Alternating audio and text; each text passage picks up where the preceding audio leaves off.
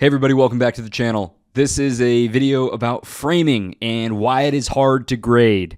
And I think you know what pitch may have inspired this sort of video. Under the 1-2 pitch to Freddie Freeman. Just outside, and it's 2-2. Even Joe Davis wanted to hold up and see if Freddie Freeman was going to be rung up there. Bases loaded, 2 outs, 2 strikes. He thought that was the chance to get out of the frame. We know how the rest of the 8th inning went, the Brewers losing that game on Friday night. But let me just play this back frame by frame and talk about some of the mistakes, and we'll talk about what the numbers say about William Contreras specifically behind the plate for the Brewers. First and foremost, watch Freddie Freeman's reaction here. Okay, I'm just going to play it without sound to make it easier to focus on Freddie. Okay, did you see that right there? That was, oh no, I'm about to get rung up. Oh, I didn't hear anything. The crowd's not reacting. What just happened? He looks back, confirms. Oh, he's not rigging me up. Okay, cool. He thought it was a strike. But as for Williams' actual reception of this baseball, there's a couple things that jump out to me, and this leads into what my research uncovered with his ability to frame east and west. And we'll explain the differences a little bit later on. But you'll notice here right off the bat, the logo of his Jordan brand chest protector, right? The ideal center of your body, per se, is already off the plate. Just from the center field camera, okay?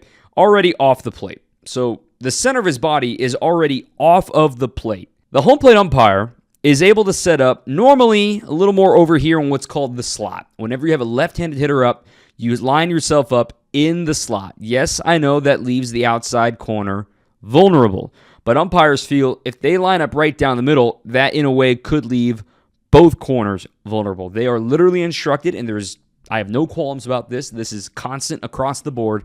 They are instructed to be in the slot right here. Now, here the umpire slides a little bit more toward the middle given how far over William Contreras is. You look at the reception of it. Look, just by this still frame, it's like, oh, that's a ball, right? We should also use disclaimers in baseball telecasts, just like we do with football telecasts, like, oh, the first down line is not official, even though we both deep down like, all right, come on, it's pretty darn close, right? Well, the same thing applies here, and we're talking about inches, just like we're talking about with the first down line. The reason I say this is because what looks like, when you have the colored in dot, that is supposed to indicate to you, oh yeah, no doubt, strike, for sure. And you look over here on Baseball Savant, it thinks it's a strike in its StatCast zone.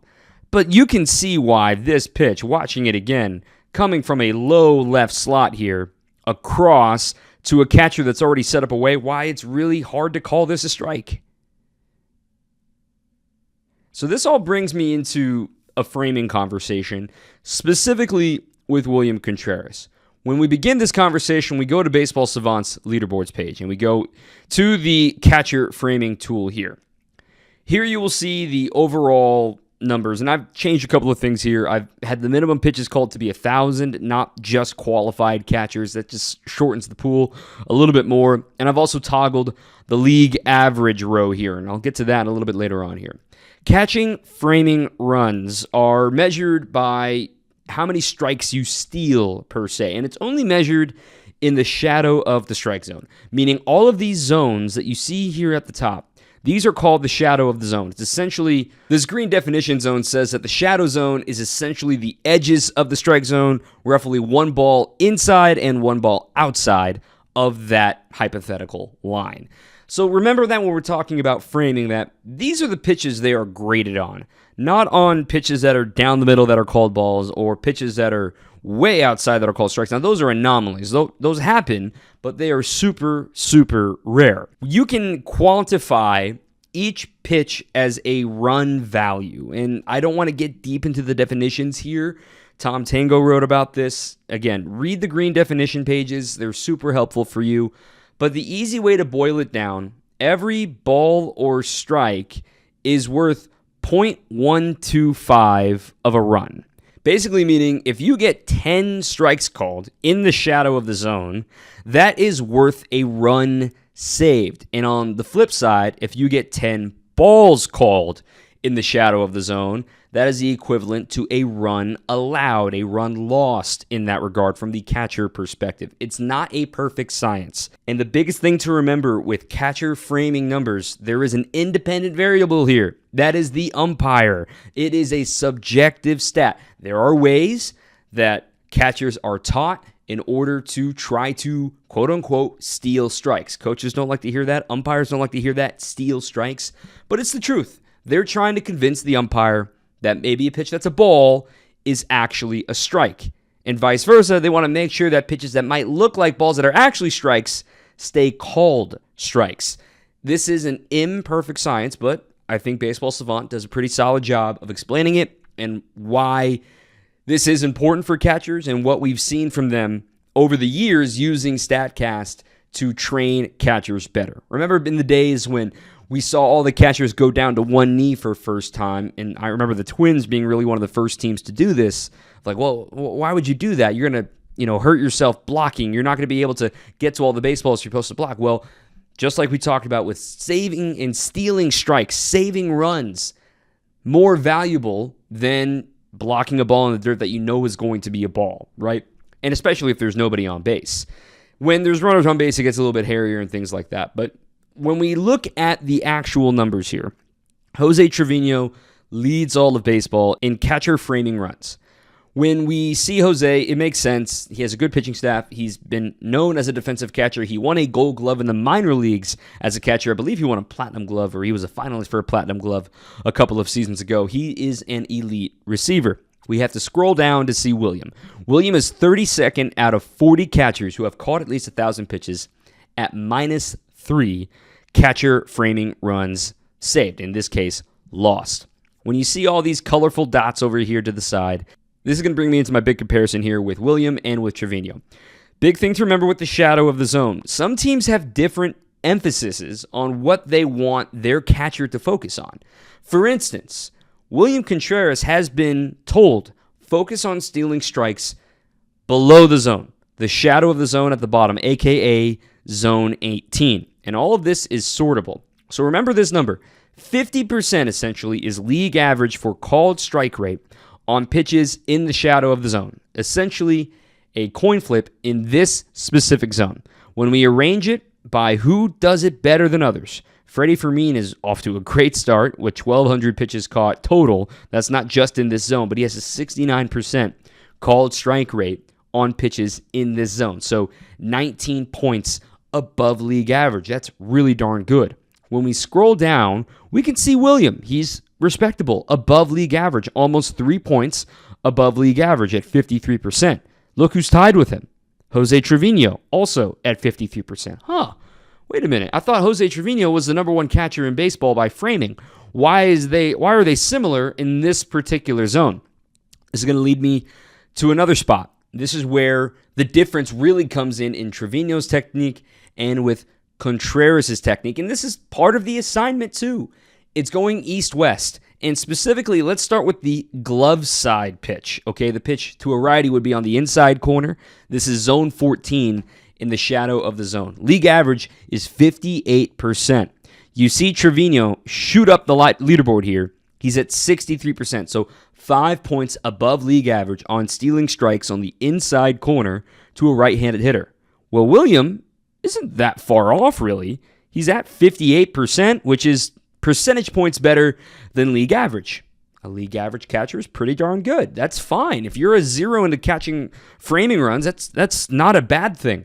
When we go to the other side now, the hand side, so going across the glove, going inside to a lefty, which is hard because all catchers are right-handed, catching with their left, of course, and having to go across their body. Hopefully they're set up properly and able to steal strikes there. You'll see the number really shoots up here to 66% for league average. I have a theory on this, and I don't want to run away with it and cloud your judgment with it, but I have to wonder, you have to figure the majority of hitters in baseball are right-handed, and if the umpire, like we talked about earlier, is in the slot, which would mean with a right-handed hitter, he is going to be set up on his inside corner. If the catcher is able to steal strikes on the outside corner, where it's harder for the umpire to see, that's pretty valuable, and maybe that explains why we see a higher strike rate here for league average. So 66% is league average, and this is where Jose Trevino really shines. It's his best zone that he steals strikes at. 75% of the time, he gets a called strike here. You have to really scroll for William. He's all the way down to 34th at just 62%. Again, 4 points worse than league average. So now we're going to take a peek at some of that zone. What is going on with that outside to right-handed hitter zone that he's not getting as many called strikes against? Now, the Freddie Freeman clip that I started with this with was in zone 14, the one we talked about previously, on the outside corner to a lefty, inside corner to a righty. This is the opposite, so let's go ahead and take a look. StatCast makes it really easy to do it, so let me take you step by step in how I would search this sort of thing and trying to get very specific. We go to player type, we want it to be a catcher, okay? It always defaults to pitcher. The next thing we want to do is we go to the attack zones here. Attack zones are these detailed diagram where we include the shadow of the zone, as you can see here.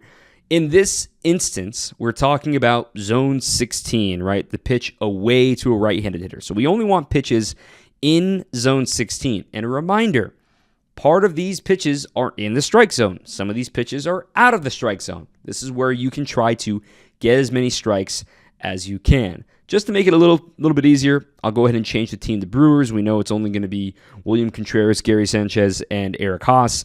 And just to make it even easier, I'm just going to look at it here for the month of July, especially given this last week we have seen him catch quite a bit. And finally, I'm going to go ahead and change the pitch result to be a called ball.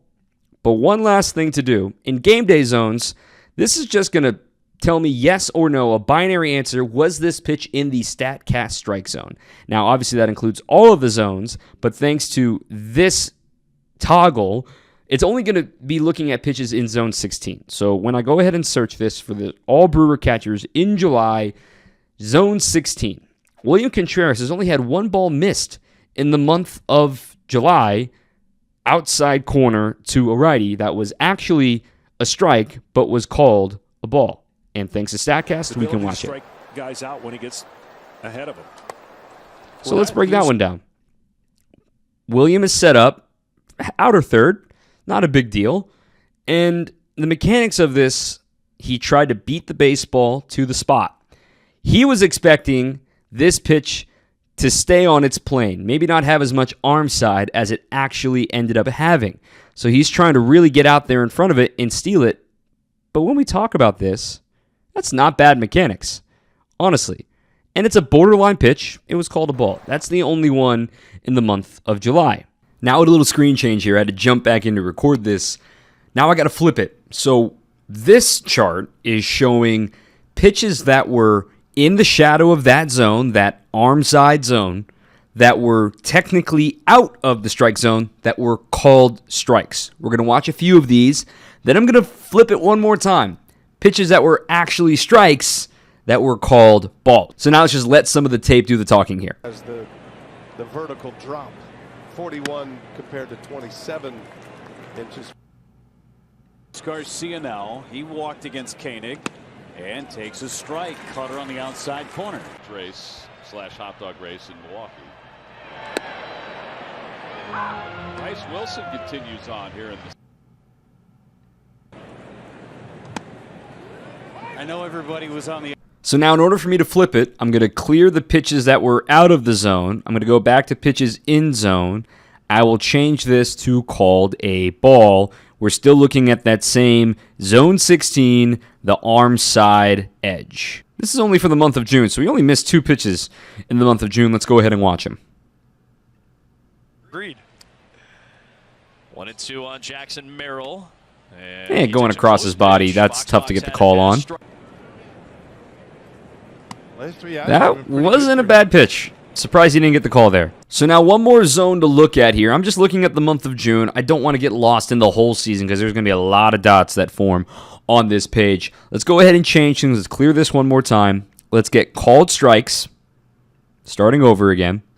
Called strikes. We're not going to do zone 16 anymore. We're going to look at the bottom of the zone. This is his best area of what he's able to get called strikes on. And once again, pitches out of the zone. This is just for the month of June, okay? Not the whole season, just when he is getting a favorable frame call based on the strike zone. So we got 9 pitches in his favor in June. Changeup, always good pitch to get one on. Not as big as Casey Mize, but a sizable opposite platoon split for this righty. Riley didn't like that. How about another one? Man, that is impressive. Sosa takes a strike. See what we're saying here? This is where he's thriving. This is where William wants to excel, the bottom of the zone. And he is good for strike one on a pitch that was below the... You heard even Jeff talking about it there. I'm going to get really deep with the numbers here for a second with Jose Trevino and William Contreras. When we talk about that east-west versus the bottom, and I didn't show any of the top here because it's really hard to steal strikes at the top of the zone. And this is not an emphasis for William Contreras to steal strikes at the top of the zone. So when you look at these numbers for William versus Trevino, you'll see at the bottom of the zone, they're identical. They have the same strike rate, which is still above league average by 3 points. When you look at the glove side, as we start to go east and west here, inside to a right-handed hitter, this is where one of the places that Trevino shines. He's an 8th in the strike rate at 64% nearly, 63.5, which is 5 points better than league average. William is virtually league average, which is fine. When you look at the arm side, so the catcher's arm side, going away to a right-handed hitter, Trevino, this is his best zone, like we said. He is second in baseball at 75%. Contreras, 4 points below league average, 34th out of 40 catchers with at least 1,000 pitches. And finally, when you look at the top of the zone, I just wanted to point this out because here, Trevino is a league average catcher. 45% strike rate, league average is 45.6. Contreras is well below league average in this regard. And again, this is not his goal. The Brewers do not need him to steal strikes, or they do not want him wasting time trying to steal strikes at the top of the zone because it is hard to do. With all that being said, it seems like the glaring thing to work on would be arm side strikes. And when you look at year over year, 2023 versus 2024, at this point in the season, William is actually 3 points worse in his strike rate versus the full season last year, 65%, 21st out of 61 qualified catchers last year at the arm side called strike, whereas this year he is 34th out of 40, 4 points below league average. What could lead to that? Why do you think that could change? Well, reminder, this is all subjective, and one guy that's no longer on this team that really loved to work to that zone 16 is Corbin Burnes, the cutter, getting strikes there and getting an opportunity to steal strikes there. Now, he only got to catch Corbin really the last month of the season or so. But even then, Brandon Woodruff being available, having Wade Miley working over there, that's Wade Miley's arm side with his changeup or with his backdoor cutter. Personnel matters in this sort of thing too. I am not panicking at William Contreras' framing. I think there are certainly things to work on if you want that overall number to be better. But at the same time, when I look at the bottom of the zone where he has been instructed to try to take strikes and make sure to keep those as strikes, he is doing just fine and is among the league's best in that regard. With all that being said, I know you see blue on the catcher framing runs, and it's going to impact his defensive metrics at the end of the year. And we saw that pitch not get called on Friday night in Los Angeles. Not worried about all of it. We're more than halfway through the season. If William Contreras is a league average catcher at framing, if he can get that up to a -1 to a 0 even, that is an extremely valuable catcher, especially a guy catching at the volume that William is. I hope this made sense. I didn't want to get deep into the minutia of framing and how hard it is to grade, but these are some of the reasons that Williams' numbers may be a little bit down this year as opposed to last year when he was one of the best framing catchers according to StatCast in baseball. Thank you for watching this video, and I hope you enjoyed last week's video too with Bryce Turang. I got some great feedback on that. Really appreciate everybody saying the kind words on that. I want to make these more frequently, and when you guys do that and share that and leave comments, it really makes it easier for me to sit down and try to do another one of these things. So thank you for watching, subscribing, liking, telling your friends about it. I hope to make plenty more of these in the future. I'll see you later this week on Brewers Extra Innings for postgame shows on WTMJ. Until next time, keep on swinging.